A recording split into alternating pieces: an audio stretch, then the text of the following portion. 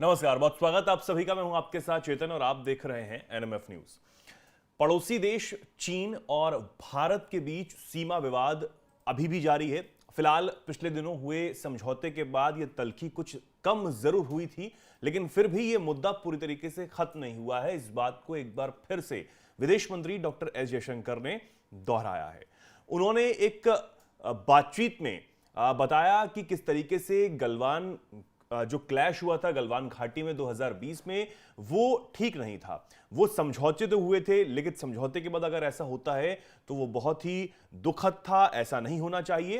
अभी जो रिश्ते हैं वो बहुत ठीक हैं, लगातार उन पर बातचीत भी चल रही है, दोनों तरफ से बातचीतें हो रही हैं, चर्चाएं हो रही हैं और भविष्य में ऐसा मतभेद जो है वो हो सकता है, लेकिन सबसे बड़ी बात यह है कि विवाद नहीं बनाना चाहिए। उन्होंने यही नहीं रोके। उन्होंने कहा कि अब भारत और चीन अपने रिश्तों को दोबारा से बेहतर करने की कोशिश जो है वो कर रहे हैं। तनावपूर्ण रिश्ते किसी के लिए भी फायदेमंद नहीं होते, ना कि चीन के लिए फायदेमंद है और ना ही हमारे लिए फायदेमंद है। और आप सभी जानते हैं कि भारत ने तो हमेशा अपनी डिप्लोमेसी के जरिए बातचीत से ही सारी समस्याओं का हल निकालने की कोशिश हमेशा की है। भारत और चीन का जो विवाद, सीमा विवाद रहा, उससे भी भारत ने बातचीत के जरिए ही सुलझाने की कोशिश की। विदेश मंत्री डॉक्टर एस जयशंकर ने पहले भी इस बात को कहा था कि हमने गलवान क्लैश के बाद चीन से बातचीत बंद नहीं की। कई लोगों को यह लग रहा था कि हमने चीन से बातचीत बंद कर दी है, ऐसा बिल्कुल नहीं था। हम लगातार चीन से संपर्क में थे, चाहे वो आधिकारिक लेवल पर बातचीत हो या फिर दोनों देशों के डेलीगेशन के रूप में बातचीत हो, बातचीत जरूर हो रही थी। और यही इसी का नतीजा रहा कि बाद में चीन भी इस समझौते को मानने के लिए तैयार हुआ।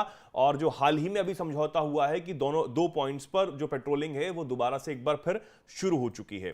उन्होंने ये कहा कि आगे भी भारत और चीन में मतभेद जरूर हो सकते हैं, लेकिन विवाद नहीं इस बात को बनाना चाहिए और इसे हमें कैसे भी सुलझाना होगा, ये भी उन्होंने इस बात पर जोर दिया है। उन्होंने जो गलवान घाटी में झड़प हुई थी उस बात का भी जिक्र करते हुए कहा कि 2020 में जो कुछ हुआ वो अनदेखी की गई थी समझौतों की। जो समझौते हमारे बीच में, दोनों देशों के बीच में हुए थे, लिखित समझौते, वो बहुत ही दर्दनाक था। ये सिर्फ एक संघर्ष नहीं था, बल्कि एक लिखित समझौतों की अनदेखी यहां पर जरूर की गई थी। ऐसा नहीं है कि ये मुद्दा पूरी तरीके से अब खत्म हो गया है।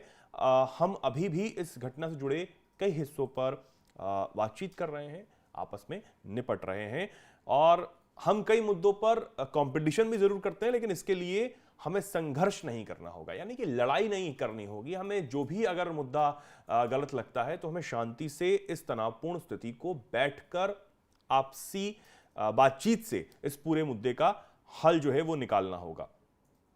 अक्टूबर 2020 से संबंधों में कुछ सुधार भी देखने को मिला। उन्होंने इस बात को कहा और कहा कि हम इस पर लगातार काम कर रहे हैं।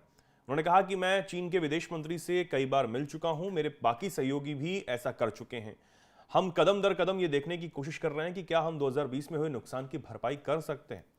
और आपको बता दें कि 2020 की जो पहले वाली स्थिति है वो अब हो चुकी है। जैसा कि आपको पता है, डेमचौक और देपसांग का जो इलाका है उस पर पेट्रोलिंग जो है वो दोबारा, यानी कि जो सेना है जो पीछे हट गई है। इसके बाद 25 अक्टूबर को दोनों देशों की सेनाओं ने पूर्वी लद्दाख से ये पीछे हटी। 21 अक्टूबर को ये जो सेनाएं हैं वो यहां पर जो स्थिति है वो हुई और 2020 से पहले वाली स्थिति जो है वापस अब लौट आई है।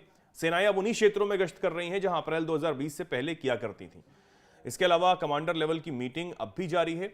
तो अब आपको याद होगा कि 15 जून 2020 को जब झड़प हुई थी तो हमारे 20 जवान जो हैं वो शहीद हो गए थे और इस बात का रोष हमेशा से देश में नजर आया कि ये जो गलवान झड़प हुई है ये चीन की चालबाजियों का नतीजा है। ये बेशक इसमें कोई शक नहीं था, लेकिन फिर भी हमारा जो नुकसान हुआ है, हालांकि हमारे वीर जवानों ने, हमारे वीर सैनिकों ने लगातार मुंहतोड़ जवाब दिया, लेकिन उसके बाद भी जो हमारा नुकसान हुआ उसकी भरपाई कैसे की जाए, लगातार विदेश मंत्री और हमारी जो सरकार है इस पर काम करती रही, इस पर बातचीत करती रही। अब जो दो इन इलाकों में जो स्थिति जो है 2020 से पहले वाली सामान्य हुई है, इसमें एक बड़ी उपलब्धि थी, लेकिन फिर भी अभी भी तनावपूर्ण स्थिति पूरी तरीके से खत्म नहीं हुई है। इस बात को विदेश मंत्री डॉक्टर एस जयशंकर मानते हैं।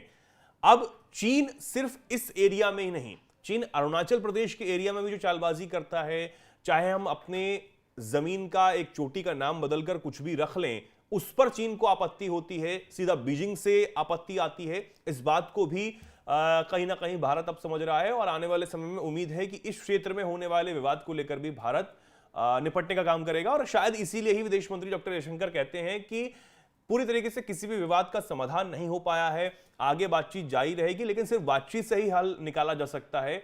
इस बात को विदेश मंत्री डॉक्टर जयशंकर ने भी एक बार जोर देकर कहा और इससे पहले प्रधानमंत्री नरेंद्र मोदी भी इस बात को जोर देकर कहते रहे हैं। और प्रधानमंत्री नरेंद्र मोदी ने हाल ही में जो पॉडकास्ट किया था, उन्होंने खासतौर पर चीन का जिक्र जब उसमें किया तो उसके बाद बीजिंग से भी बहुत तारीफों भरे पुल जो है वो बांधे गए थे, भारत के लिए भी, प्रधानमंत्री मोदी के लिए भी, और कहा गया था कि हमने उनका जो बयान है वो चीन के ऊपर सुना है और हम इससे बेहद खुश हैं। तो लगातार चीन भी एक अलग तरीके से रणनीति जो है वो चल रहा है। एक तरफ अमेरिका से ठनने के बाद वो भारत के साथ व्यापारिक समझौते को बढ़ाना चाहता है, वो इस क्षेत्र में मजबूत जो है वो भारत के साथ मिलकर होना चाहता है, लेकिन एक तरफ जो सीमा विवाद भारत से है उस पर भी वो कहीं ना कहीं एक अलग तरीके से रणनीति और चालबाजी करता हुआ नजर आता है। लेकिन भारत का स्टैंड बिल्कुल क्लियर है कि भारत सिर्फ अपने हित के बारे में पहले सोचेगा और यही हमारी प्राथमिकता जो होगी। इस बात को प्रधानमंत्री नरेंद्र मोदी ने भी कहा, डॉक्टर जयशंकर भी बार बार कह चुके हैं, और अब एक बार फिर यह कहना कि चीन से हमारी बातचीत जो है वो जारी है, विवाद जो है वो पूरी तरीके से सुलझा नहीं है, इस पर हम बातचीत कर रहे हैं। भविष्य में मतभेद हो सकते हैं लेकिन विवाद नहीं बनना चाहिए, इस बात पर विदेश मंत्री ने जो है वो जोर दिया है। फिलहाल आप इस पर क्या सोचते हैं, क्या कुछ कहना चाहते हैं, कमेंट सेक्शन में जरूर लिखें और ऐसे ही जुड़े रहें, देखते रहें एनएमएफ न्यूज।